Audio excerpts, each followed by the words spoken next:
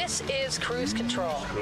Your on-air automotive magazine with co-hosts Fred Staub and Les Jackson. Everything you need to know about new and used cars. Industry news. We'll fix or repair your car on the air. Fasten your seatbelts and let us take the wheel. Now, your ride is about to begin. Because you're on Cruise Control. Cruise Control. Cruise Control.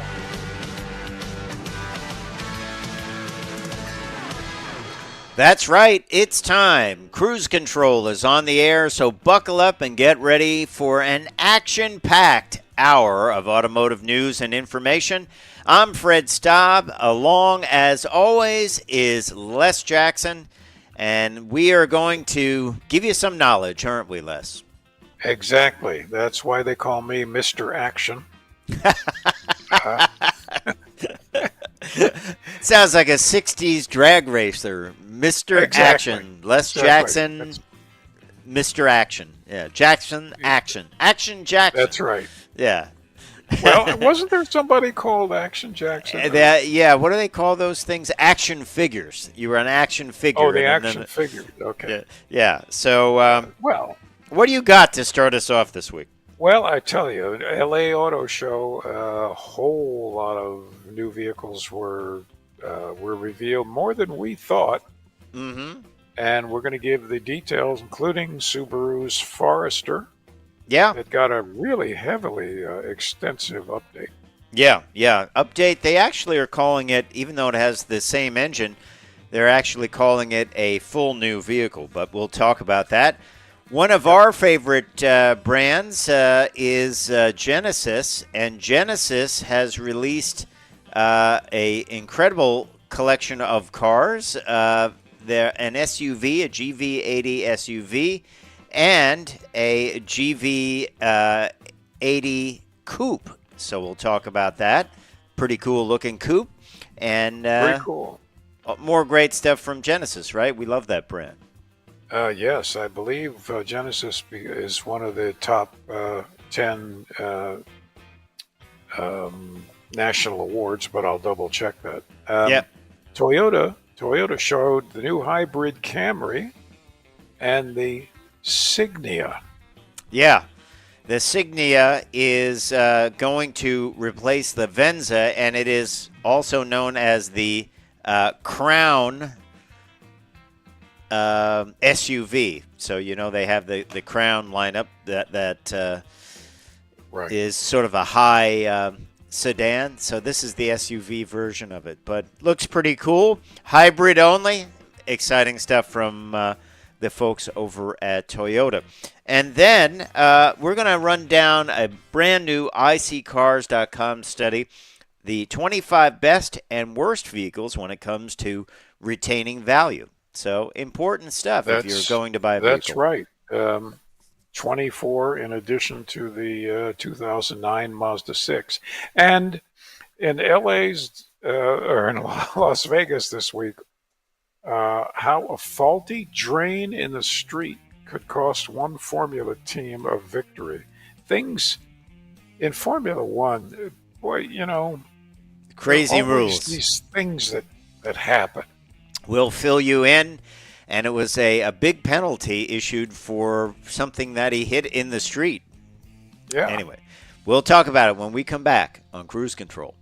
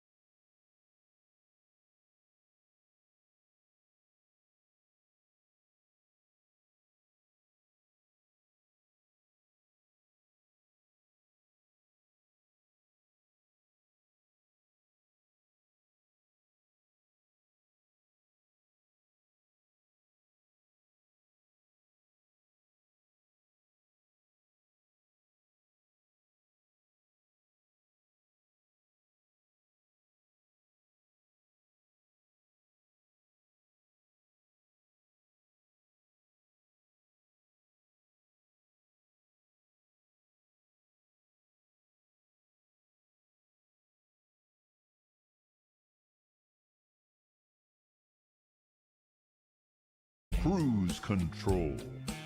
And welcome back to Cruise Control. This is, in fact, your your on-air automotive magazine, and we are still out in Las Vegas, or actually L.A. Sorry, virtually, talking about what was revealed. Lots of them. Subaru Forester is the one that we're going to talk about first. Yep. Almost new vehicle.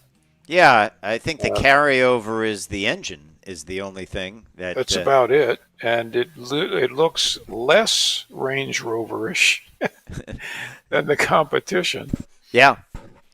The highlights on this sleek new contemporary interior and exterior design. It gets that 11.6-inch vertical display. I just had a Crosstrek with that in there, and it works really well. I like it a lot. Yeah, it's integrated nicely. Yeah.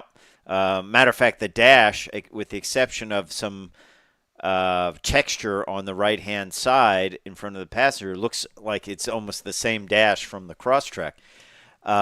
Wireless Apple CarPlay, Android Auto, advanced EyeSight driver assist technology standard, dynamic performance and ride quality with a 10% stiffer chassis, and a kick sensor activated hands-free power rear gate.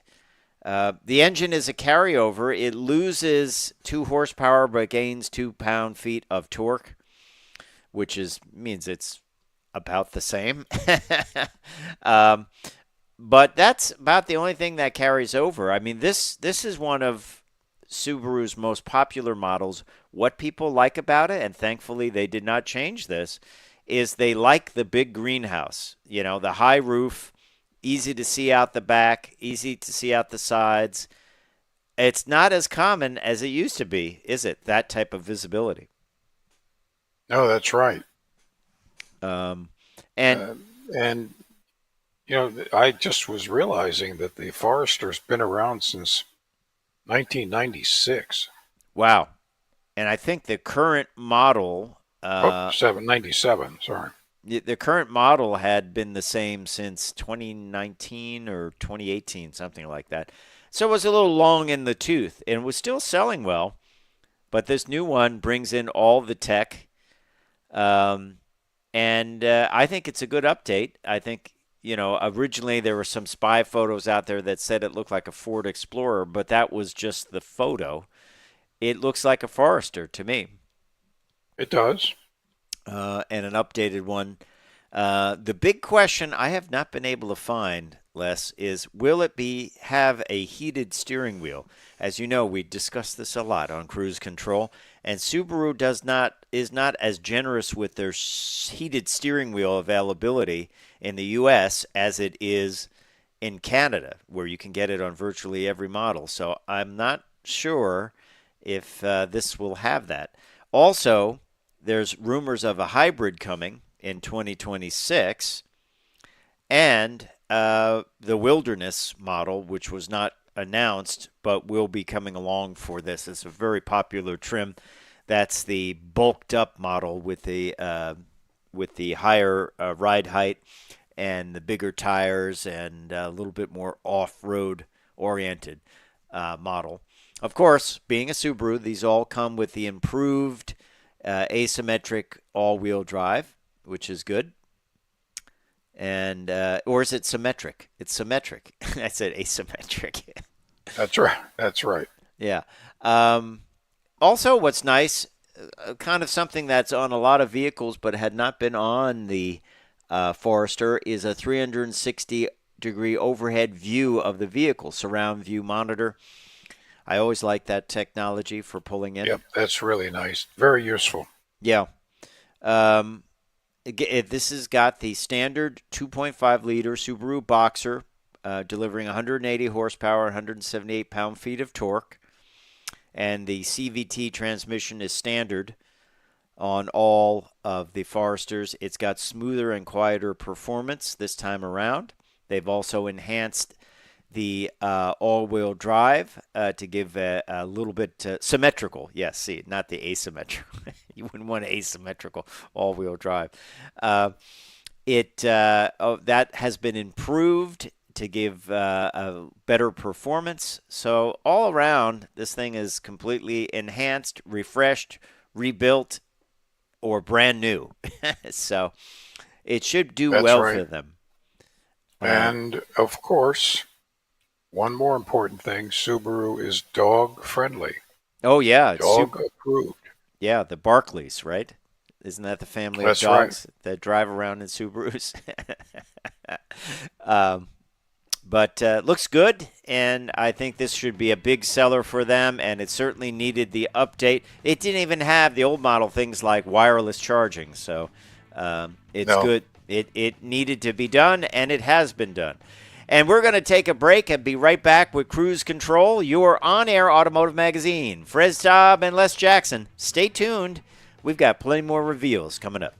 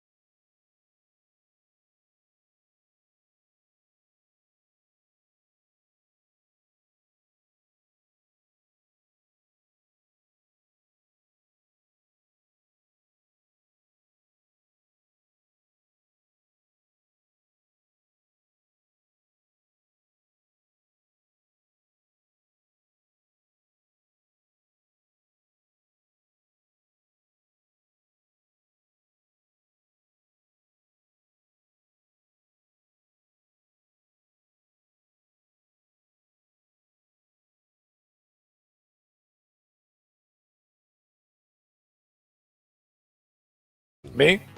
Yep.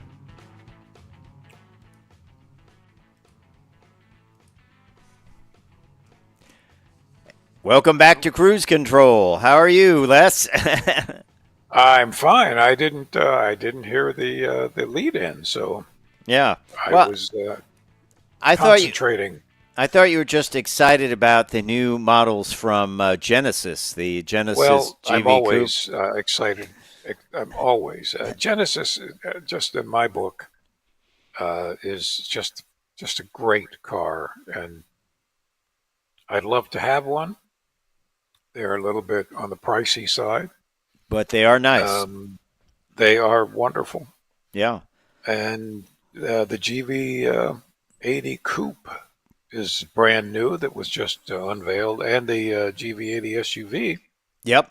at the LA show. And man, I look forward to getting in them. Yeah, nice stuff. The GV80 Coupe specific sporty design package is available that captures a sporty sensibility with design unique to a coupe. That's me.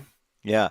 You know, it's funny when the vehicles are revealed, before we have too much detail, you always get those flowery Yeah. pros, I'll call it. But once again, it's sort of like the SUV with the rounded back on it. It's like the Atlas Sport or the Right. some of the other ones from BMW. On the inside, it looks gorgeous with that crosshatch tooled pattern and, of course, the rotary control. Beautiful leather in there, tufted. I always like that. And it looks like a big screen in the dashboard. The GV80, we've both driven that. That is a nice machine, and it gets updated with a refined exterior design. Robust and athletic SUV persona. How's Absolutely. By the way, I mean, it seems like a small thing, but they have the best cup holders in the industry. I never noticed that. I mean, I noticed a lot about They hold, they'll fit, they'll form to any cup, but they won't, like others that form to cups, they won't grab the cup when you're trying to take it out. that leads to spills See, that's because you grab that's it, then you squeeze it a Yeah. little harder, and then Yeah. now you've got a That's mess right. to clean up. Yeah, exactly. yeah. What do you think of the coupe design? It's interesting. It's got these. I like that. I think that's kind of almost a station wagony shooting brake. Yeah. Got some interesting spoilers on the roof, like a split spoiler and then a regular spoiler in the back. So I look forward to checking that out. We don't have too much information on that, except that there is a 27-inch wide OLED display. And the redesigned crystal-like shift-by-wire ensures a comfortable grip. I guess they're talking about the rotary shifter. But Right. just beautiful cars. They With hit a 10-year warranty on the drivetrain. Don't forget that. Yeah, that's pretty good. That's good stuff. And they'll both have a 3.5 liter gasoline turbo 48-volt electric supercharger available. I've driven that, and it's great. Neat stuff, and good job, and look forward to driving these when they become available. And I'm sure they will be available soon. And let's continue on with some more reveals. Toyota Camry. Toyota Camry now is completely hybrid. You can't get one without the hybrid drivetrain. Toyota, of course, a big fan of hybrids and a big believer in them. Exclusively equipped with the 5th generation Toyota hybrid system available in front-wheel drive and all-wheel drive. The powerful hybrid system gets up to 232 horsepower in all-wheel drive model, which is a 30 horsepower upgrade over the prior mechanical all-wheel drive. Actually, you'd feel that. Yeah, you would. That's noticeable. Re-engineered suspension and braking system for comfort and handling. Blind spot monitor with rear cross-traffic alert. And Toyota Safety Sense 3.0 standard. Development and manufacturing in the U.S. Nice vehicle, That's isn't right. it? It is very nice. We don't have a price on that. No, I don't think we have pricing yet on it. No, they'll be at the dealerships in the spring. Yeah, but if you're looking for a sedan, and as I said, I was in an Altima not that long ago, I kind of enjoyed being in a sedan. It was unique. Absolutely. I like putting stuff in the trunk and you don't see it. Yeah, I like just getting in, at the same level I'm standing. Exactly. Just little things like that. Yeah. And the Camry's a great vehicle. It's been around for decades. Yeah. And I like that they're all hybrids. I think that's smart. I'm a believer in that. Yeah. I think that's a good deal. So more about that as we know more. But that wasn't the only thing they revealed at the LA Auto Show. They also revealed this vehicle, which is the Signia. Now, Signia is a member of the Crown family. Toyota, of course, brought that out to replace their big top-of-the-line sedan, which his name escapes me at the moment. Do you remember what it was? I can't think of the big... The Avalon? The Avalon, yeah. It replaced the Yeah. Avalon. And the Crown is a kind of a high-riding sedan. But now there's an SUV version of this, and that is known as the Signia, and that will replace the Venza in the lineup. Good-looking vehicle, isn't it? It is, and I like the Signia name more than I did the Venza. There's Yeah. nothing wrong with the Venza, but it's just not an Also, interesting name. all hybrid. It has 243 horsepower, gets 36 miles combined, and all-wheel drive is standard. So that is great. All-wheel drive standard and hybrid For standard. 36 miles to the gallon, all-wheel drive in an SUV, Yeah. pretty good. And looks like nice storage there, and 12.3-inch Toyota audio media touchscreen and Toyota Safety Sense 3.0. I think it's a pretty good-looking vehicle. As it says, hybrid and all-wheel drive across the board. Pretty soon, I believe, every vehicle will be either hybrid or have an available hybrid in the Toyota Lexus lineup. But really like the look of this. It almost looks like an electric vehicle in the front with the grille, but it is electrified, not electric. It does. Yeah. It comes with a variety of service capabilities and trials, including Drive Connect, which is a 1-year trial subscription to cloud navigation, Service Connect, which includes up to a 10-year trial subscription with personalized maintenance updates and vehicle health reports. 10-year trial is a long time, isn't it? When it comes to a vehicle. I would like a 10-year trial. That's pretty nice. Safety Connect includes a 10-year trial subscription with emergency assistance, enhanced roadside assistance, automatic collision, and stolen vehicle locator.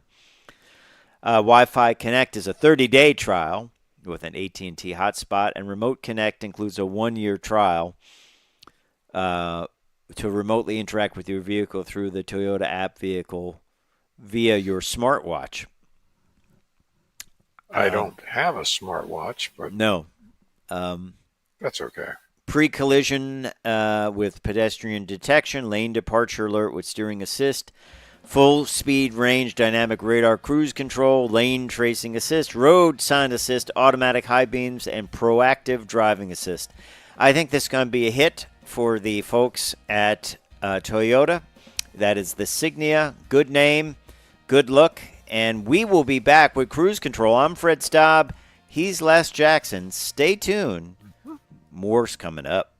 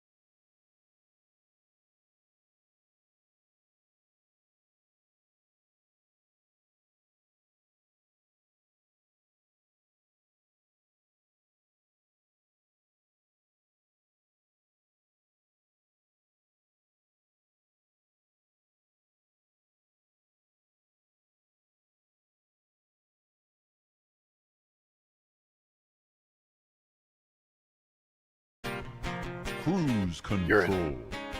And welcome back. You are dialed into Cruise Control, your on-air automotive magazine. Fred Staub and Les Jackson, and we are glad you are here. You know, we've got more to talk about, Les. Want to do one more reveal? This is one that you and I talked about this. This is the Volvo EM90. It is an MPV, which stands for multi-purpose vehicle, or we would know it as a minivan, all electric. We told you about this. We had some cryptic photos of it. Now we have a whole bunch of other photos of it. And this is sort of like, they say, driving along in a Scandinavian living room.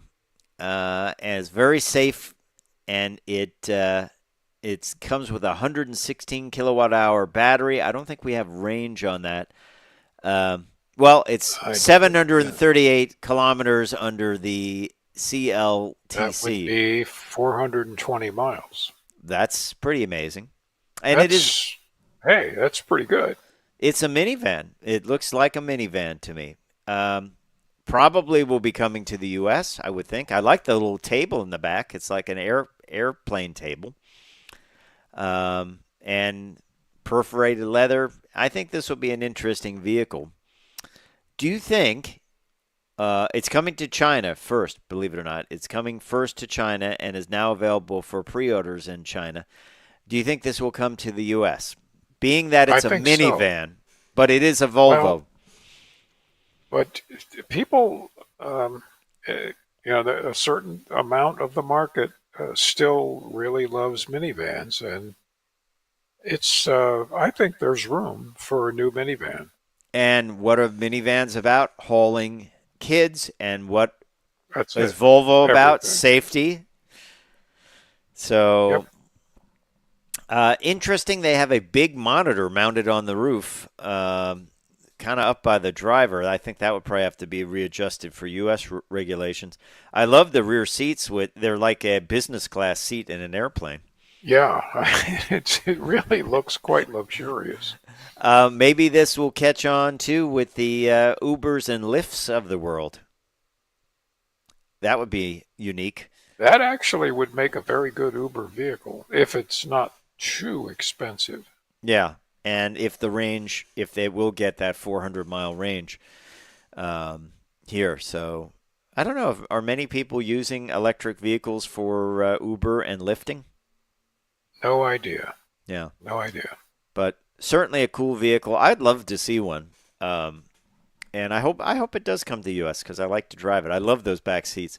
I would like one of those in my living room, frankly. It looks quite comfortable. Have a little snack on the table.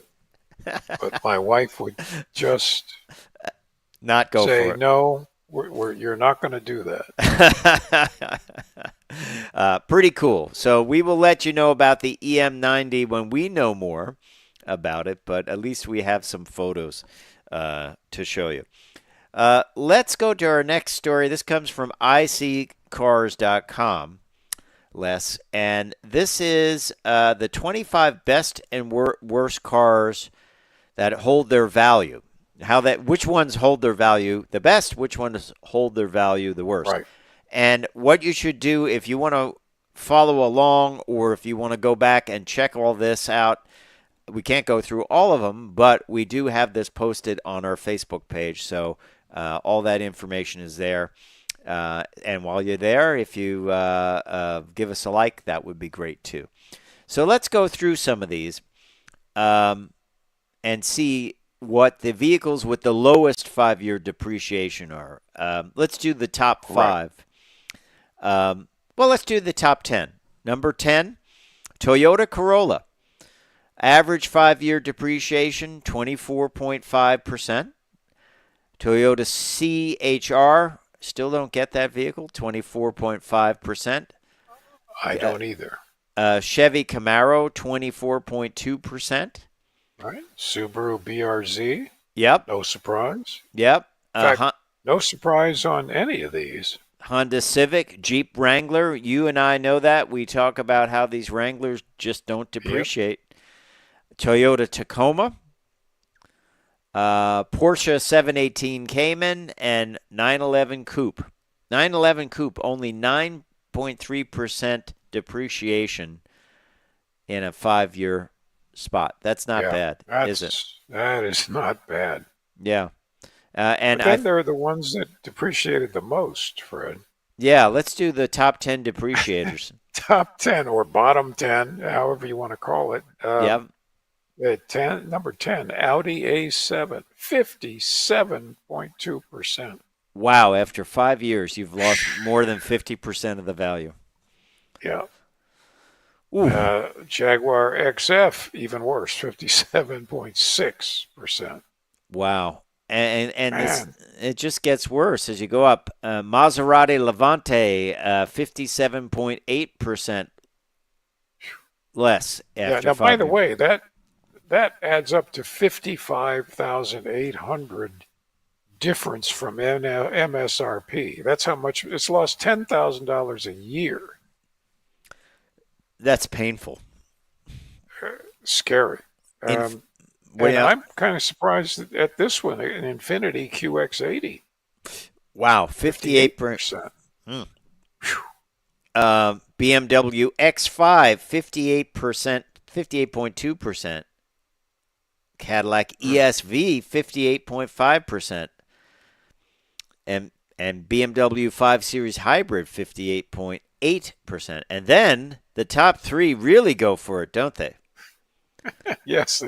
Well, you understand this. Maserati Ghibli, 61.3%. So you lost 58,623 in 5 years. You lost a whole expensive car. Yeah, another really nice car, right? But not as bad as BMW 7 Series, 61.8%. You lost 72,000. It's just 44. Oh. Whoa. You want to do the top one?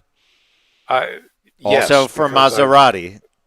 I have never liked these things. The Quattraport Maserati, 64.5%, 90,588 you've lost in 5 years, even though you may have only put 10,000 miles on it. Right. Those miles you have just spent, $90 a mile. Wow. That's just, well, anyway, but what surprises me is electric vehicle is among the worst depreciation. Tesla's all 49 point something percent. Yeah. Even the Bolt. Except the model. Yeah, the Volt. The Bolt, sorry. I guess It's the battery issue. I guess this is because the batteries, the technology is changing dramatically, and you're looking at a battery that you're going to have to replace in about 10 or 12 years. On the Bolt, at least, you're not spending $100,000 to buy it, so you might be able to say like, okay, all right, so I did lose some money, but I use it as a little car, you know. And here's something that you have been talking about for a long time, and that is get a hybrid. Because they're just great in every way, and they're among the best in depreciation. Yeah, I mean, Prius only depreciates 27.9% in 5 years on average. That's like 6% a year. Not even that. Toyota Prius Prime. Yeah. Toyota Tacoma and Tundra have the lowest depreciation of trucks, 20.4%, 25.3%. So, yeah, it's something to think about. That is painful, 60%. Woo! You know? Yeah, well, now down, even BMW's hybrids, which are still 52, 58% depreciation. It's still pretty good for hybrids. Yeah. But man, that's a big hit.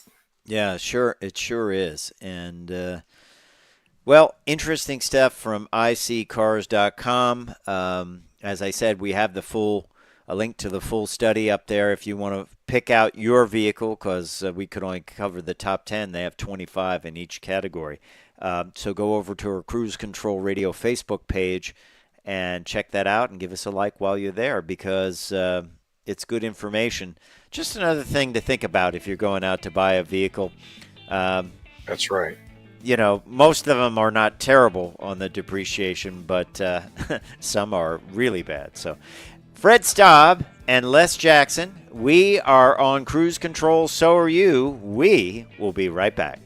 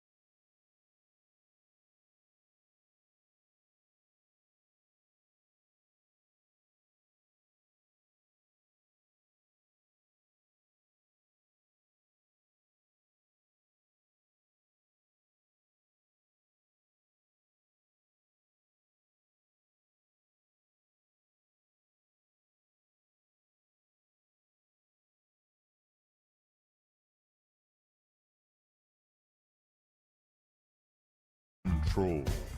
And welcome back to Cruise Control. Well, we have an issue with this latest Formula One race out at Las Vegas.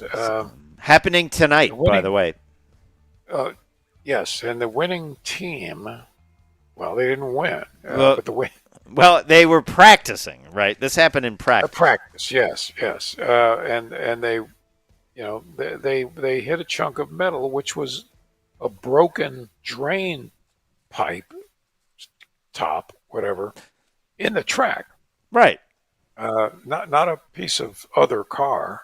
This was at that night, flew I by. believe. That happens in all races, but this was the track, the facility. Right. Broke their car, and any reasonable person would say, well, I can replace those parts because they were through no fault of the cars or the race itself. But the FIA, Fédération Internationale Automobile, said, no, the rules, you can't. You take a penalty. A 10-spot penalty has to start 10. Yeah. But the driver is Carlos Sainz from the Ferrari team. Of course, Las Vegas, it's happening tonight. There's a lot of talk about this race, Les. It's going to be cold. How will the tires do? Pirelli's got a couple of different tires compounds. Just love cold. Yeah. Got to do big burnouts. That's how you fix that stuff.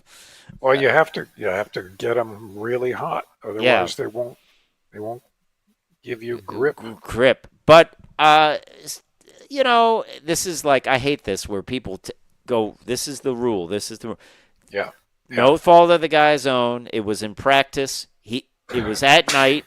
The thing popped out of the ground, damaged the bottom of his car for safety. He has to repair it. Damage. He has to repair it. So it's not like, he's like, well, I'm just going to put all new brakes on and blah, blah. I'm just going to ignore the rules. It was damaged because the track was not prepared correctly. Right? And, yeah. But he's not too happy about it. And they're telling him there's no way to, the rule is the rule. Well, maybe the rule should be changed to be because of, a deteriorating track that fell apart and damaged his car for safety reasons. So what got damaged, Ferrari had to replace parts of the car that included the energy store system, the lithium-ion battery, and other engine components. Yes. Those, pretty important parts of the car. Mm-hmm. They were damaged beyond repair, so naturally you have the parts. You come with semi-trailers loaded with extra parts. But the judges, the technical delegate, said, well, rules are rules. Right. You get a penalty. Well, and this is I hate that. This is Formula One. You can only replace certain parts, but if they get damaged, you can't have a guy like taping up a battery with gaffer's tape and saying, well, I don't want to get the penalty. You think he'll be able to maneuver 10 spaces? I don't know how tight the course is, but in an IndyCar race, you'd be like, he can do it. It will take him a little while. Well, this is Formula One, so it's going to be... Everyone follow everyone? 500 miles total, I'm thinking. Yeah. So it's a lot of laps. So if he's quick and his strategy is, just go, which is tricky to do when it's cold and the tires don't want to stick on the road. Right. But yeah, sure, he could overcome the 10-spot penalty. That's probably on the order of less than 200 feet. Mm-hmm. Remember what Mario Andretti told us on Cruise Control? He said, you don't want to be overly aggressive, but you want to be ready. When the moment happens and you can move up, you want to be ready to do it, but you don't want to be overly aggressive and And overdrive. Sterling Moss always said you want to drive as slowly as you can possibly drive while still winning the race. Exactly. Right. Don't Yeah, don't destroy your equipment, which in this case was not his right. fault. He didn't destroy it. It got destroyed for him. Um, but yeah. Hmm. How expensive do you think that repair was? Ah, 200,000. Wow. I mean, it's crazy money. Yeah. Yeah. Do they fly these things all over the world, right? Or do they have separate They do, sets yeah. of equipment in different spots? They fly them. Yep. Um, it's just, it's got to be the budget for a Formula One season these days. It's got to be probably 50 million. Wow. You know, Yeah. which is which is why Ferrari, in this case, wants you to win. Although actually, it doesn't sell cars like it used to. They sell all the cars they make anyway. Right. Right. But it's just having the Pride. name. Pride. Yeah. Yeah. But these drivers are making massive amounts of money. Yeah. Well, yeah, it just feels unfair, and it feels Well, you know it doesn't seem fair to me. Certainly, if you run over a chunk of body from another car, or that's a racing. tire or Yeah, something, that's that's racing. right. But But because the track has a drain that's sticking up, right, I think not right. if you were driving out on the street and the city had left something like that, They're you know, liable. they're liable. At first, it was reported as a manhole incident. I thought, did someone leave like a manhole cover off, and someone get one wheel in, and the car went up on its side or something? It would flip over many times in the air. Yeah, but I thought right away, like I would actually have my insurance company contact them for repairs. Yep, I would have lawyer J. Noble Daggett on it right away. So, um, so what are you driving these days?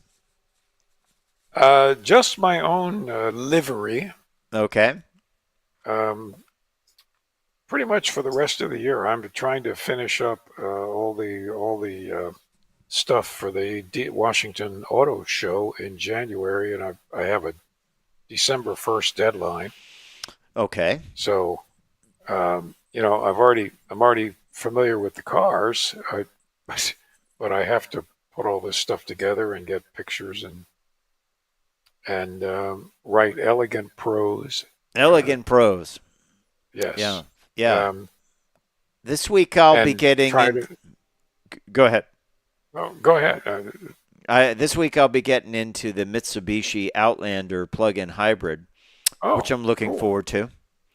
That should be pretty cool, and it should be. It's one I wanted to try for a while because they were one of the first to have a plug-in hybrid SUV. Yeah.